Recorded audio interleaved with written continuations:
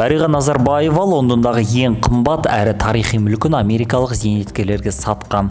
Экс-президент Нұрсұлтан Назарбаевтың үлкен қызы Дариға Назарбаева Лондондағы ең қымбат мүліктерінің бірін сатып жіберді.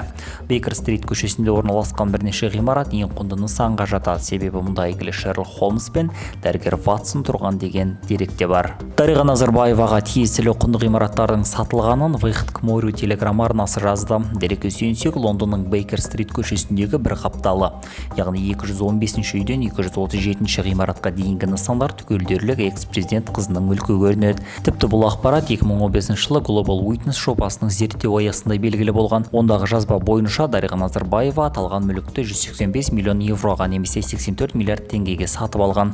The Times газетінде деректі растап отыр. 2005 жылы Дариғаның күйеуі марқұм Рахат Әлиев бұл құнды нысан үшін 140 миллион евро аударған.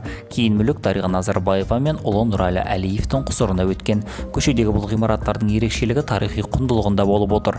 Яғни мұнда әйгілі Шерлок Холмс пен дәрігер Ватсон тұрған деген дерек те бар. Тіпті сол үйлердің бірі Шерлок Холмс музейіне айналған. Ресми түрде жылжымайтын мүлік британдық компанияға тиесілі болды. Ал компания өз кезегінде Біріккен Араб Әмірлігіндегі өзге компанияға жазылған. 2022 жылы Бейкер-стрит компаниясының заңды мекен-жайы өзгерді.